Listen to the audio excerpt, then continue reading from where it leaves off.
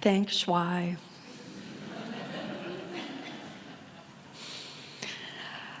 There are mornings that are all set to be lifted up, you know? There are, even in this age of technology, those dates on the calendar that literally or figuratively have been circled, and the steady march of X's as you mark off all the days before that big one that you're waiting for. There are the days that each succeeding dawn leads toward. You know the ones: Christmas, the due date, the birthday, the closing day, the retirement day, after which something altogether new awaits. There are days set aside to be marked and remembered by what they mean to us. The anniversary of that great loss, the marking of a memory you will carry forever. And then there are all the mornings. The mornings stretching out almost to infinity. There are the vast majority of mornings that go entirely unheralded.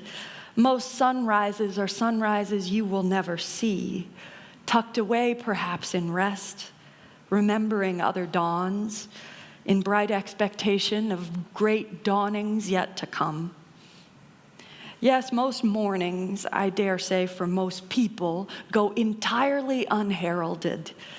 There are the drippy mornings like this one, rising cloudy and cold. The ones at the beginning of a season of anticipation, the beginning of December when the countdown toward other more jubilant days has only just begun. There are ordinary mornings like this one full of ordinary things like coffee and the kitchen floor stretching out beneath your feet, and the leftovers in your fridge and the leftover messes in your house. And I think when I ponder a morning like this one, an ordinary day, I think of that man, a descendant of ancient peoples, beholden to the land upon which he stands, rising in the morning with no pretense or ceremony to pour the first drops of good hot coffee out onto the good warm earth, giving one small offering, one tribute to the mountain, to the sky, to the land which has a name and a story and a set of memories all its own. I think of what it takes to take ancient practices and carry what pieces of them we can hold on to forward into our modern lives.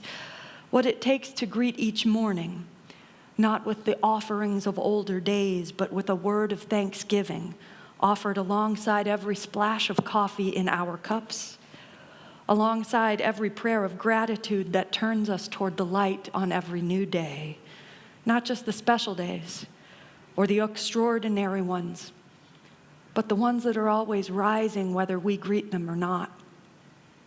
A few weeks ago, we reflected on the way that trees reach up toward the light, no matter what impediments try to hold them back, how every dawn is greeted with full effort, this tiny liturgy of the limbs in gratitude reaching green and growing things up toward the source from which they come, just as every house plant bends its back toward the window. Every time-lapse video of a field of sunflowers shows them turning always toward the sun. And I am left to think on what it is we human beings can do to greet every morning with that much love. To actively choose to turn ourselves toward the sources that sustain us. How do we lean into the light? How do we follow the sun? How do we orient ourselves to the breaking dawns all around us? And how might we do that in ways that keep us going through it all? My colleague Sabrina once said that there is a really big difference between habit and practice. That there is a really big difference between waking up and going about the habits of your day like a drone and going about the habits of your day with an intentionality that lifts those things of an everyday life up to something greater. Habit, she said, is just doing it. Practice is somehow consecrating it. It's choosing to make the things of your everyday life a blessing. There is a difference somehow between just pouring the coffee and pouring the coffee out with gratitude. And so when I think of the story Robin Wall Kimmerer writes of her father, I think on what it is like to turn life into a liturgy, to bless the everyday enough that it becomes a part of your spiritual grounding, that what you do becomes a practice instead of a habit, a prayer lived right here in the middle of it all. To me, the pouring out of the coffee, the naming of ancient names, the speaking of gratitude and the greeting of the dawn are in fact all deep forms of prayer. And prayer itself has always been for me a way to transform habit into practice, a way to shift just getting through my day to getting through my day with some measure of intention. How do you pray? Some among you have asked me. And when I said that my students felt deeply vulnerable when I asked them to pray out loud in front of their people, I confessed that at least 2 of them said, "Nancy, I cannot pray out loud to the people in my congregation because they might get mad at me. Would it be enough if I just pray out loud to you?" As if at least I wouldn't judge them. As if at least I was safe. And what I challenged them with is a reality I know in my heart, that your people are safe too. Safe enough to speak out loud true things, safe enough to yearn alongside, safe enough to suffer alongside, that we clergy do not have to perform intelligence and feel as if we feel nothing in order to serve you. I told them, trust your people just like you would trust me. How do you pray, you sometimes ask me, and why do you pray, and to whom and for what purpose? Since there is not a commitment in my own heart to a God of magic who will listen to all my requests and manipulate the whole world to match my needs, why do it at all? And here is what I have learned. That when my heart calls out for some way to name its gratitude, sometimes the only words I can find are prayers. And when all of us face down the darkness with hope for a new light, sometimes all we can do is lament whatever present suffering we have in a prayer we do not choose or analyze or think through, so much as simply let loose from our own hearts. And those impulses to praise, to lament, to make a tribute to the possibility of each new day, they have nothing to do with inventing a whole new world through God's miraculous intervention, but every single thing to do with naming the world for what it is, a joyful and wearisome and delightful and sometimes deeply disappointing place. And so praying, or at least speaking the truth out loud, it has a tendency to move, if not the one to whom it is addressed, then at least the one who is doing the praying. It has a tendency to move the one who is praying, and here is my theory. Or at least here is my working definition for the moment of that very slippery word, prayer.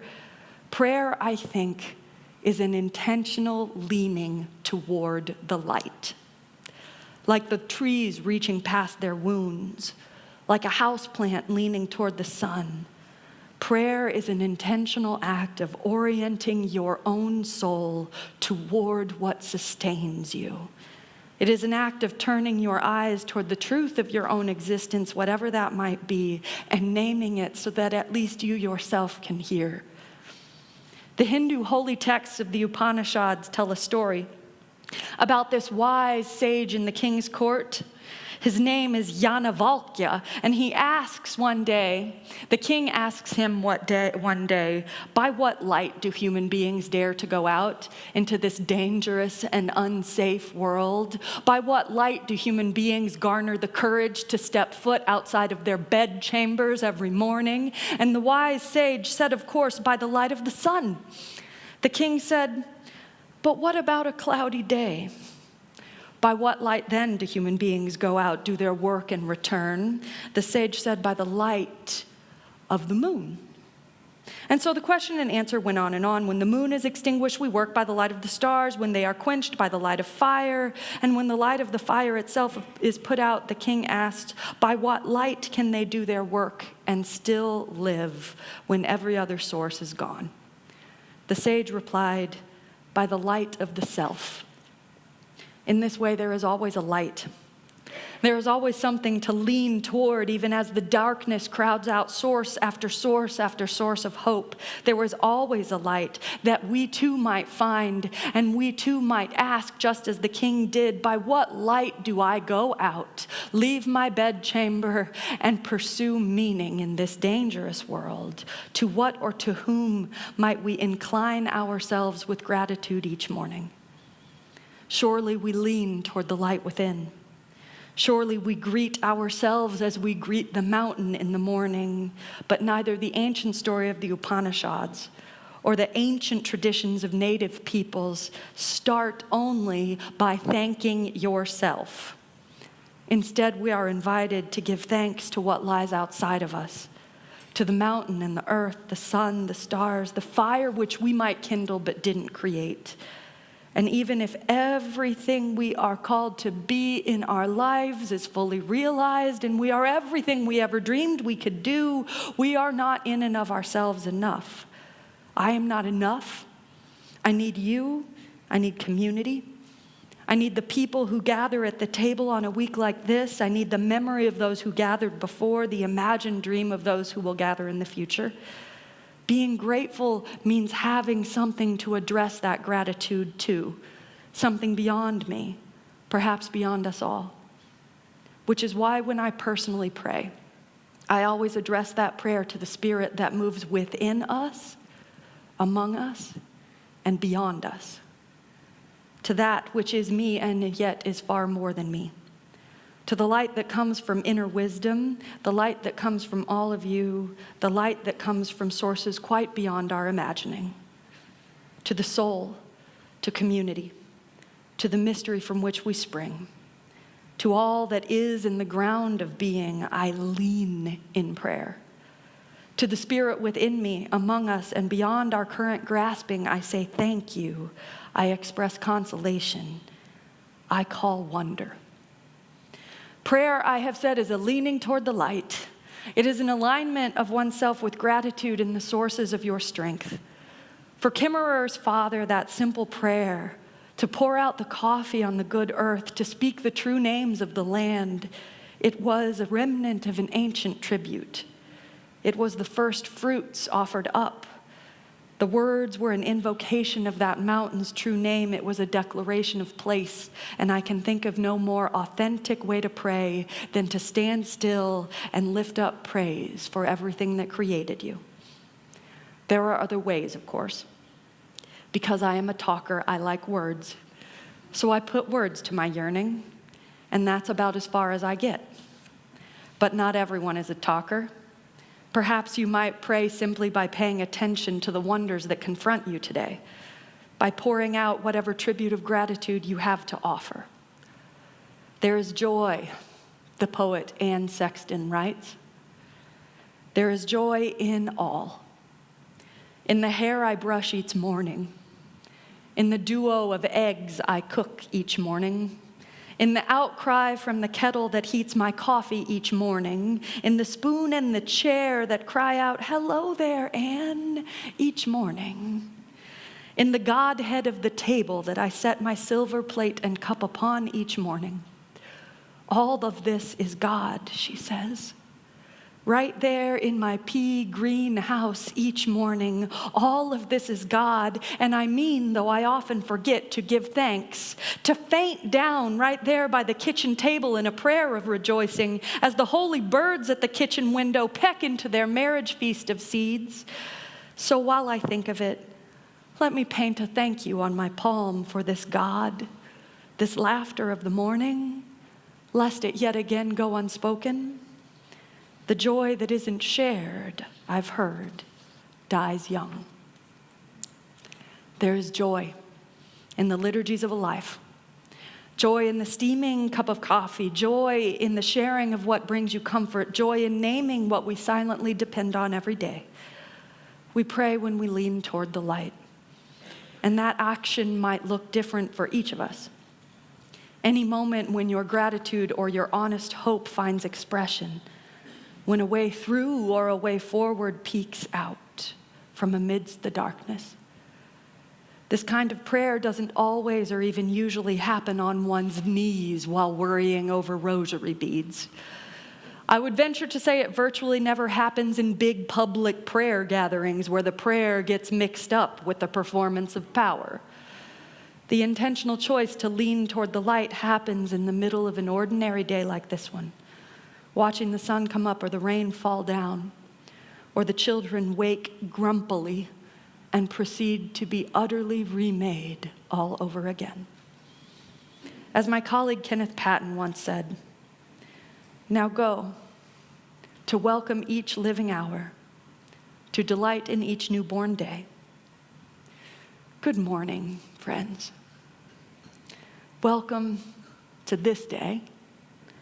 May we all lean toward this light and find our souls renewed and our hope reborn as we orient ourselves once again toward the dawn.